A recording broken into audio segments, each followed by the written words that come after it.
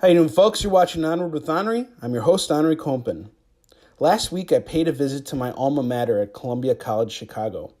I was invited as a guest speaker to my mentor's class and spoke to students about the business of comics.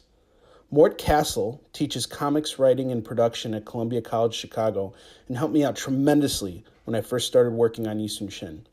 He invited me to come talk to his class about my experiences in the field, and at one point asked me to reveal my method of selling comics. Here's how it all went down.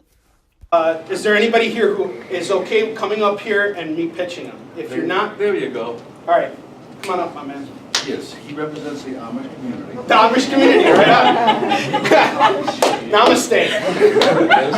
And he will swap me against the drawers and the chairs for it. Thank you, Brother Jeremiah.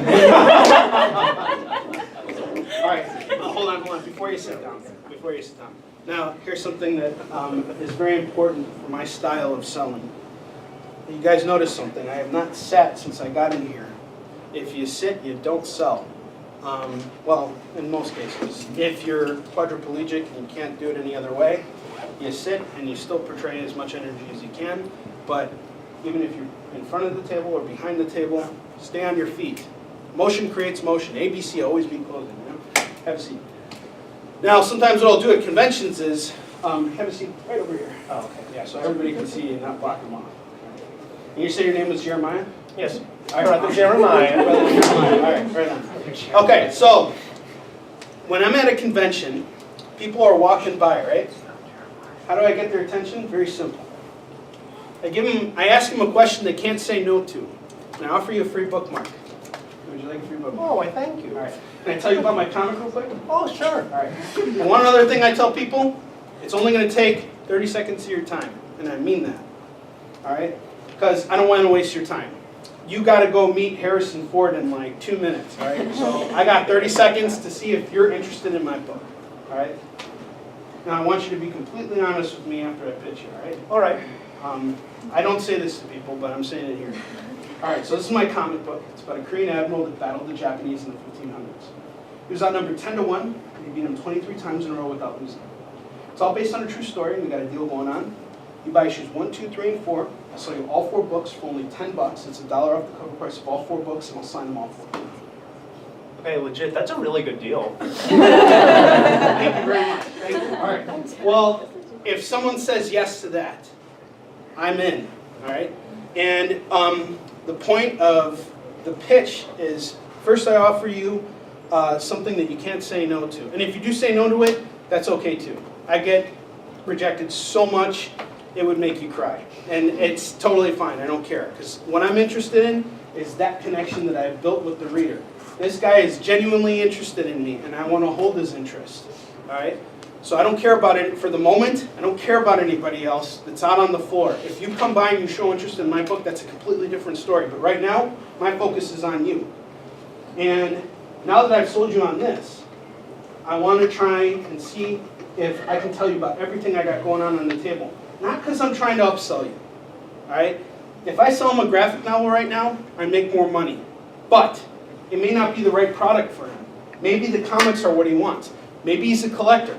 Maybe he's going to buy these books, bring someone from CGC over, have me sign it in front of them. This has happened on more than one occasion. He's going to get those books graded, and he's going to flip them for $300. I don't care. If that guy sells my book for $300, I want him on my staff. My point is that I want every customer to walk away knowing that they got a deal and feeling like they're a part of something big. So, now that you're interested in the single issues, can you indulge me for an extra 30 seconds while I tell you everything else I got going on my table? Oh, sure. This is very interesting. So, this is our graphic novel. Our graphic novel collects all 4 books in hardcover and features a foreword by none other than Stan Lee himself. On top of that, it has over 50 pages of additional content, including a director's cut, interviews with the creative team, and character profiles in the back. This book's going for $25. Pick it up, I'll sign it for you in English or Korean. What do you prefer between the 2 options? I prefer the hardcover. All right, look at that. It's more value. All right, now I've upsold them. But there is a limit, and I don't know what that limit is. So I say to him, I got to tell you one other thing I got going on. Okay. Because not only do we have the first book, we have the second book out as well. It collects issues 5, 6, 7, and 8, also in hardcover. And it has over 50 pages of bonus content, just like the first book. All right. This one also features a foreword by a really interesting dude. His name is Judd Reed, and he's one of a handful of people in the entire world that completed this challenge called the 100-Man Fight. What he did was he fought 100 black belts in a row and like survived. It's fucking insane. There's a documentary about him, and it's awesome.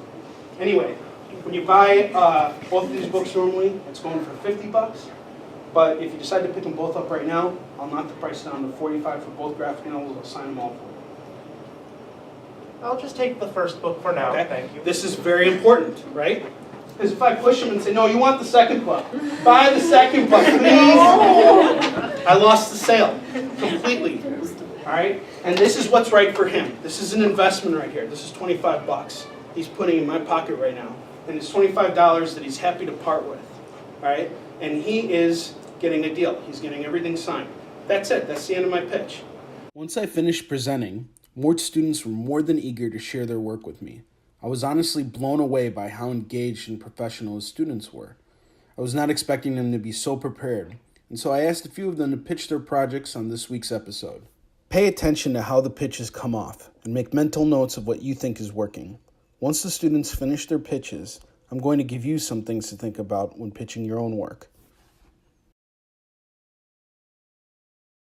Hi, I'm Darcy, And I'm Gwen. and we're here to talk about Demon Dancer. Darcy is the writer on this project and I'm the artist. It is a 3-part graphic novel series, and the story follows the main character, who is Lilia, thank you, is a nomadic priestess who travels across the kingdoms and reins in, exorcises, and captures demons to return them to the head of her society, which is a religious order. Over the course of time, she realizes and comes to understand that not everything is as it seems within her personal life, within like the greater spectrum of her society, and especially within like the religious order from which she was raised. Return Home is the story of the first crew of human explorers come from Earth to find water on Mars. But what they find is much more terrifying than they ever could have imagined. I'm Eduardo Repsold, and this story is called Covetous Are the Damned, and it's a claustrophobic story filled with calamity and violence about a group of disrespectful explorers who become trapped in a cursed tomb and awaken the malevolent and merciless force that there inhabits. Hi, my name is Bethany. This is my comic title under a working title, Unforgiven. This is a story about a young woman who is finding agency through a world that's been ravaged through genocide and imperialism. It's really about strong women, strong female characters, and the survival of a terrible genocide that's torn apart her culture. Thank you so much. You'll notice that I put these students on the spot with their pitches, because no matter where or how they pitch, they'll always have to compete with background noises, crowds, and all the other distractions that occur in whatever environment they're in. The pitch needs to stand out, and the focus needs to be on the work. Be sure to always make eye contact with the person you're talking to. Say what needs to be said clearly, and allow them to respond accordingly. Lastly, remember to relax. Don't overthink your pitch. Focus on the brass tacks of your story. Working on your own creative project and exposing it to the world can be a scary thing, but don't allow your fear of critique keep you from showing the world what you've done. Confidence is key. When you pitch, keep a closed hand. Say just enough to whet the appetite and allow the work to speak for itself. The best way to get comfortable with pitching is to keep practicing and polishing it. Remember, perfect practice makes perfect. All right, guys, I'll see you next week with a brand new episode. Until then, onward to victory.